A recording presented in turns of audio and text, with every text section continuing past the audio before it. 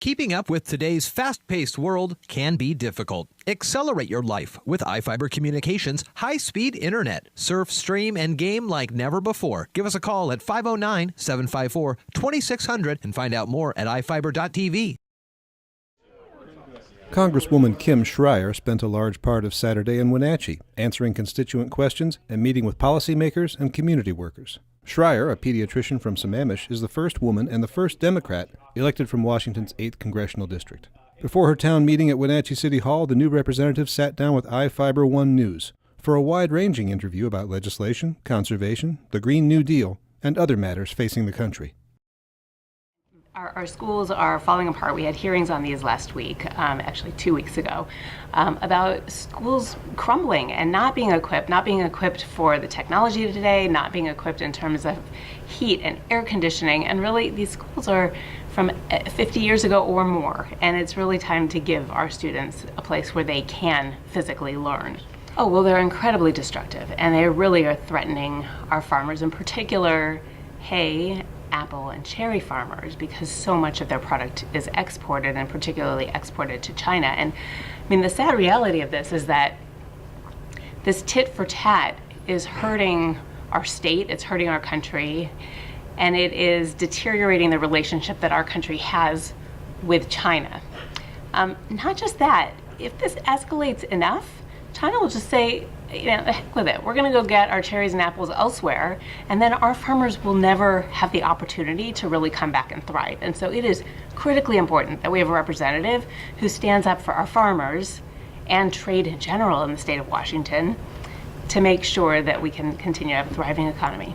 So let me just first be super clear that the fact that we are now talking about climate change and our responsibility to take quick action with the urgency that it really deserves, I find incredibly reassuring and heartening that science is now back up for discussion, that we're looking at our changing climate and what it means for all of the districts all over this country. And the 8th district is being hit hard already. I mean, we have wildfires, we have a threatened water supply, so this is really critical that we take this on with the seriousness that it deserves. And so I would first say that I am delighted that it is now front and center. I happen to think that the Green New Deal, which is really an aspirational document and more a statement of values, is too broad to really be considered legislation. And so what I am looking for is what we can get done and get done hastily. And so I am looking for a package that confines itself for the moment to clean energy, which includes hydro and nuclear, because we still need a way to have continuous energy sources that don't depend on the ebbs and flows, to have storage capabilities, which is really key to being reliant on wind and solar. And that includes in that a jobs program, because really the reason this is called the Green New Deal is that it's a way to boost our economy, to bring jobs, and my goodness, we should not be letting China take the lead on this one. This is American ingenuity we should be relying on.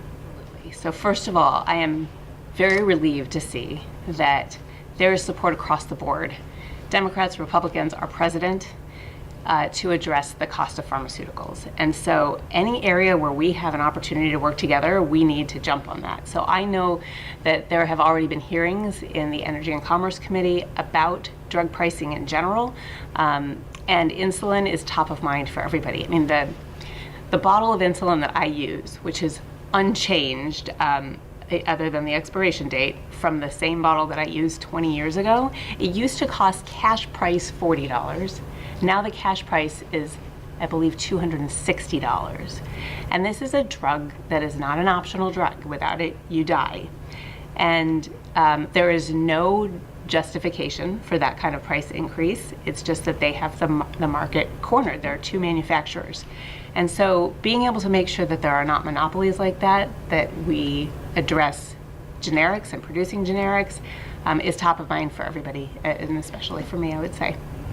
Yeah, I think people have been shocked with things like insulin, EpiPen, HIV treatments, and the astonishing price increases that they've seen. Yes, yeah. And frankly, we should not be paying more here than our neighbors in Canada pay. We do phenomenal R&D in this country. but we still have to be able to afford our own medications. There's a long list. When I ran, I focused on a couple things. One was healthcare. I'm the only woman doctor in Congress. I am the first pediatrician in Congress, and so getting to work on healthcare and bringing down the cost of healthcare and making sure it's accessible to everybody in this country is critical.